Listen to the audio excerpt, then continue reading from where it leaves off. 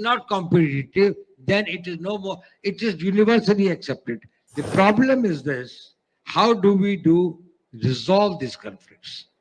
What is the conflict mitigation or resolution mechanism or the mindset of the societies? This conflict was resolved in Hinduism and the Oriental religions by a process of meditation. The societal conflicts were resolved through dialogue. And we had a great tradition of what we used to call the Shastras. Problems come when Islam thought that this is possible to resolve the the the competitiveness or the this thing of the thoughts and the beliefs through the same instruments as the state. The new ideas and new thoughts stop coming once caution becomes an instrument of countering the competitive thoughts. The phenomenon of the relationship of state and religion is not unique to Islam. अगर आपके phone में multiple 4, multiple 7, multiple 8 आ रहे हैं, मैं मान ही नहीं सकता आप लाइफ के अंदर प्रॉब्लम फेस ना कर रहे हो। मैं मान ही नहीं सकता, क्योंकि ये सारी चीजें जो आपके मोबाइल के पैटर्न से कंट्रोल होती हैं।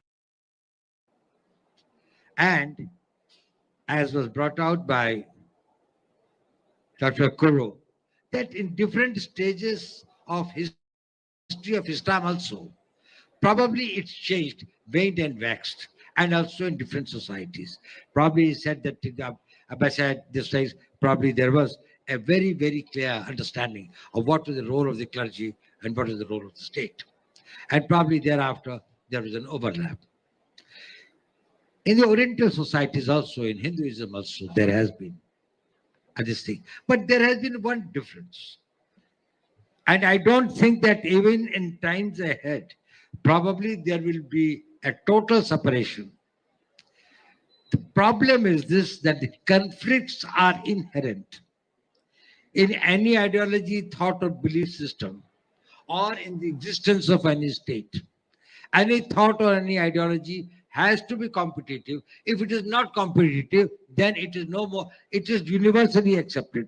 So there will be only one. If there is more than one faith and one this thing, similarly, unless there is one world state, there will be the states who will have the different conflicts. They will have peace, they will have wars. The problem is this: how do we resolve these conflicts? What is the conflict mitigation or resolution mechanism or the mindset of the societies? I can tell you about the Indian example. First conflict is between the man himself. The conflict between what your competing beliefs, thoughts, needs, aspirations are. Even about your relationship to the other human beings and to the God and to the society. You yourself may have more than one view, and sometimes you might be thinking. Now, this conflict was resolved in Hinduism and the Oriental religions by a process of meditation. That is a dialogue with your own self. You engage your own self. When it was societal, the societal conflicts were resolved through dialogue. And we had a great tradition of what we used to call the Shastras. Even in this part of the world, there had been various thoughts. The Buddhism came, and it came in conflict with the then existing Sanatana Dharma or Hinduism. The conflict, how was it resolved? There used to be the frequent debates going for days and months sometimes between the thinkers and the scholars. The famous dialogue between Mandan Mishra and Adi Shankaracharya, which lasted for these things, about understanding the concept of God and the human. So the conflict resolution was done in a way which was different from how the state does the conflict resolution. When the state has got the conflicts, it goes to war.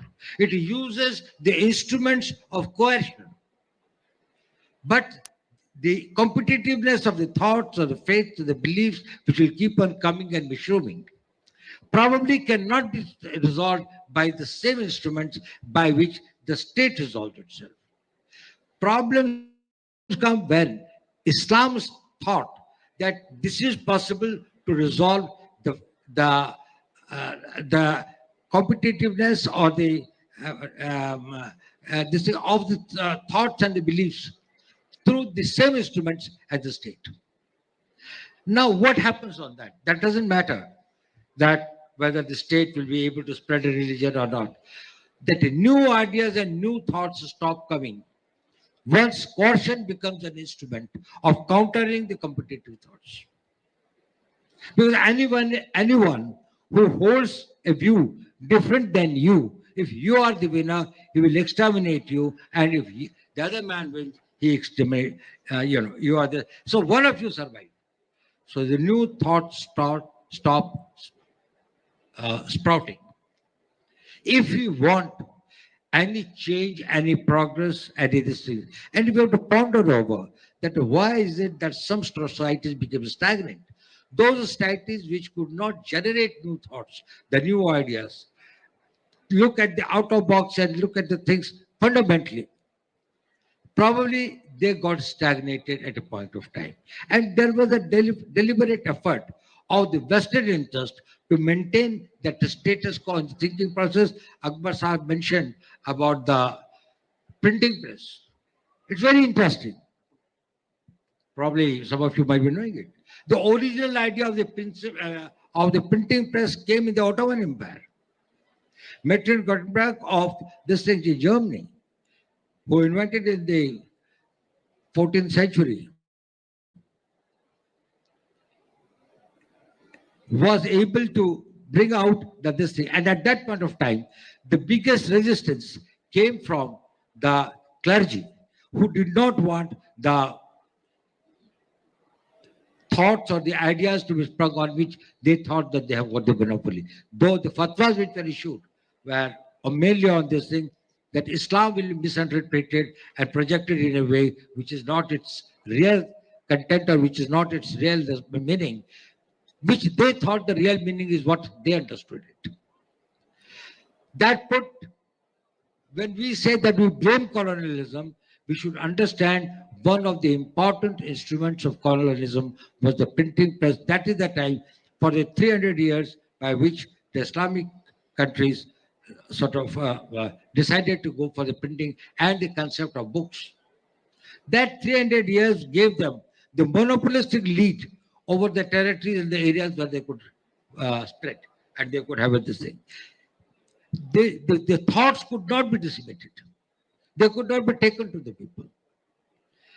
So the idea is this, that is whether it is justified to blame colonialism or the others for all that is wrong with us. The need for introspection, which I said, is extremely important. Introspection by the individuals, by the societies, and by the states. Whether it is in the statecraft, whether it is in the societal relationships, or whether it is with the individual conduct and the thinking process. We should not allow our brains to be enslaved by the voices, by the prejudices, by this thing, which are derived by motives other than a very objective and a scientific examination of the reality. The world does not remain static. We have to evolve ourselves. Our thoughts have to evolve ourselves. At the same time, it does not mean that in any way it undermines your fidelity to your faith systems, which must be respected and which must be honored. There is no doubt about that.